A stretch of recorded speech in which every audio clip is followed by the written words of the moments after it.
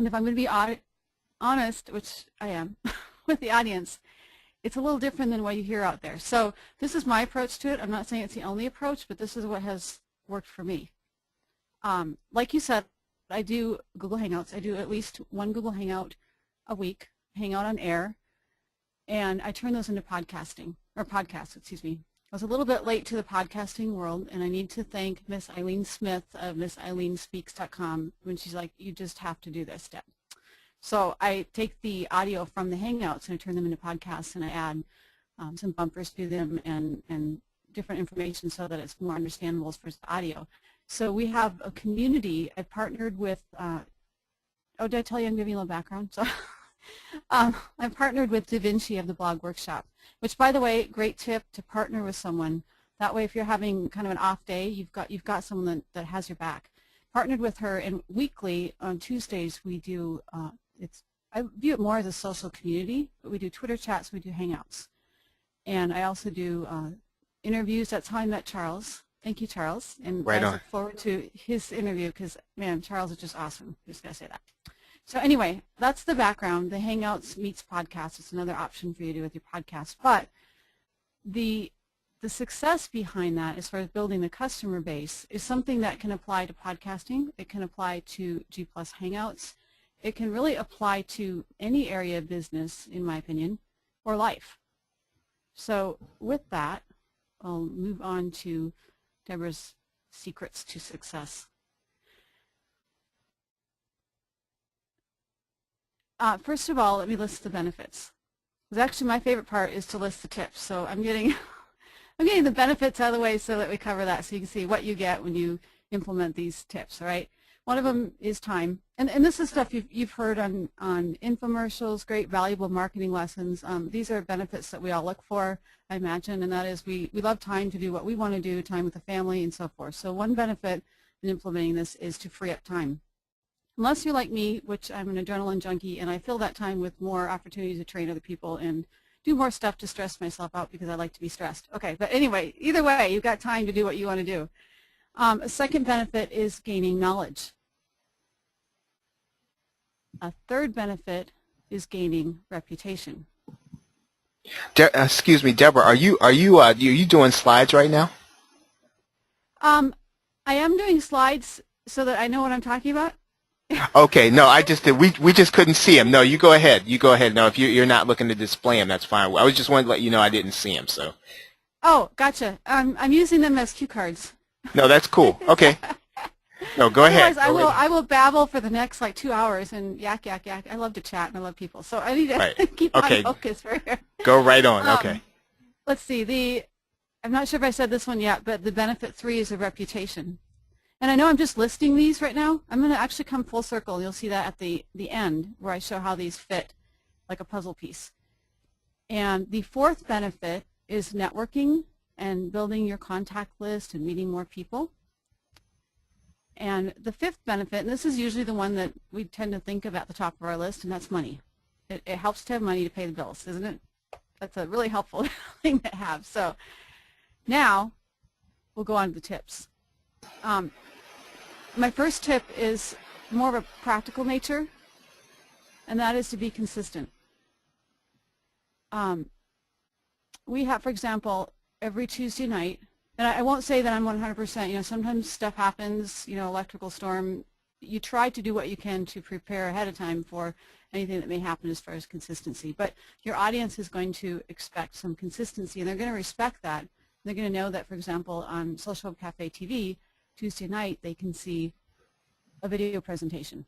They can watch the newest episode of Social Web Café TV on Tuesday night. And then Wednesday morning, the audio version, the podcast, comes out. And that also gives me a little buffer time so that I can focus on which production I'm putting together. So be consistent, and your audience will come back, and they will trust you. And you really want to build that trust. That's very important. Tip number 2, I could talk on for hours. And this is something that I've observed on both sides of the spectrum on this one, and that has to do with the engagement level. And I call it the 80-20.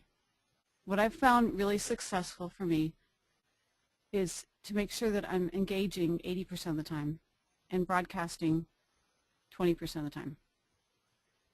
I don't know if you've seen it on some, there's groups on Facebook, there's groups on Google. I call them the flyby posting. We're like, hey, come check this out. And they don't engage with the people. And it's just, you see this posting in 100 different places and you don't see any engagement and actually relating to people. I've been on Twitter chats, and I'm not going to embarrass anyone, so don't worry.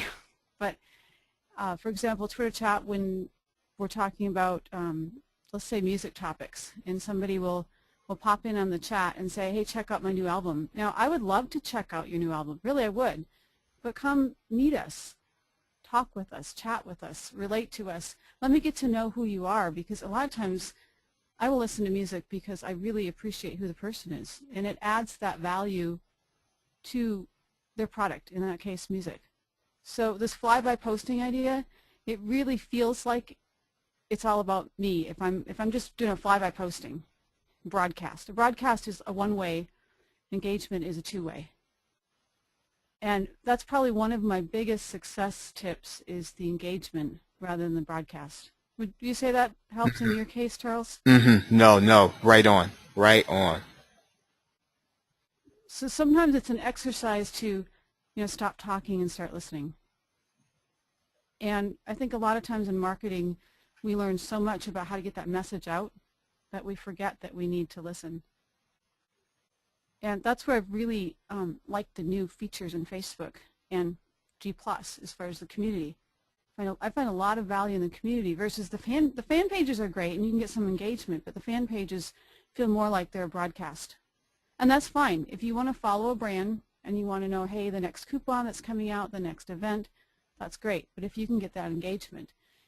It's a bit of a challenge on podcasts unless you can build up the audience and get that, like the first tip as far as the consistency, so they know what time you have your podcast live, as in this case with what Charles is doing as far as having the questions, so you can get the engagement at that time.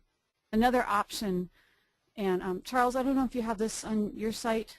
I need to look it up because I just added it to Social Web Café TV, but there's a plugin for people to leave voicemail that you can incorporate into podcast.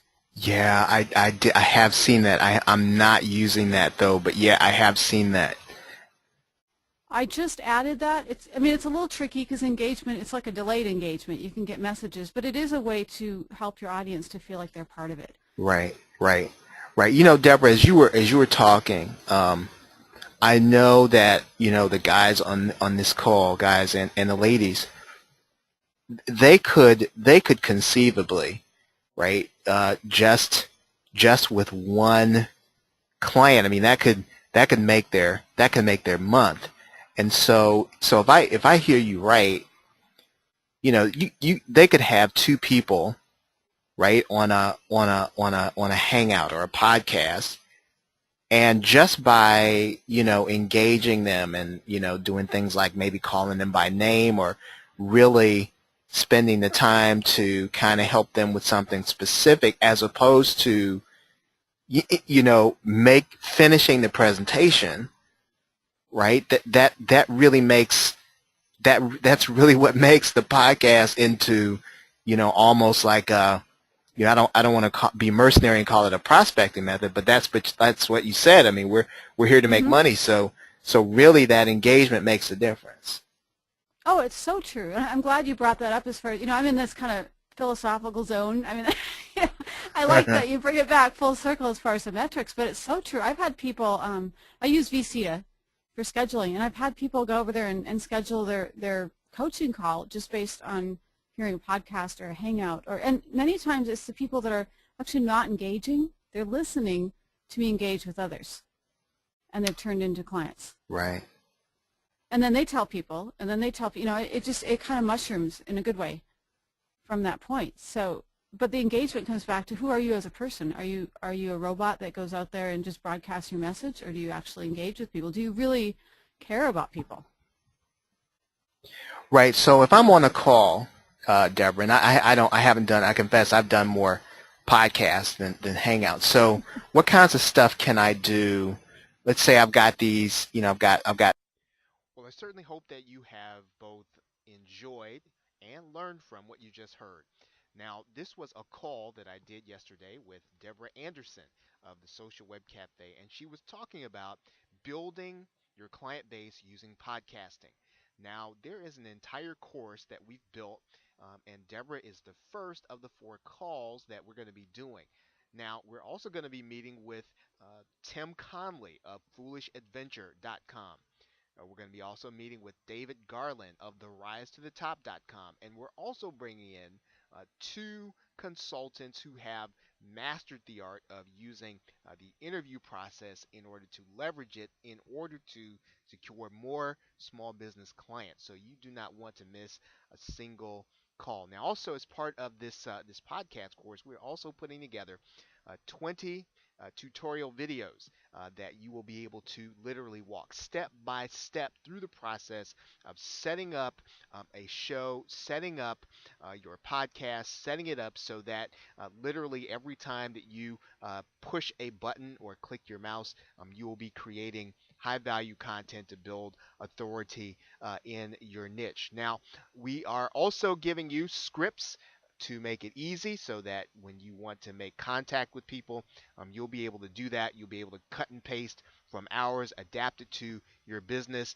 and then basically you have a way of building yourself a nice little business in a box if that's what you choose to do with it. I'm going to be showing you how to create content if you want to use it in order to create other streams of income in addition to your consulting income. So this is a really complete little course. Right now it's $17 and you can get it by going to gainmindshare.com/clients from audio. Now there is a link in this video and you can click that link and go over to my website and then you can get access to it there also. But again, if you just want to pick it up right from here, you can do that by going to gainmindshare.com/clients from audio. Well, again, you don't want to miss a single call, and I certainly hope that you're able to pick up this really what I think is kind of a diamond, a hidden diamond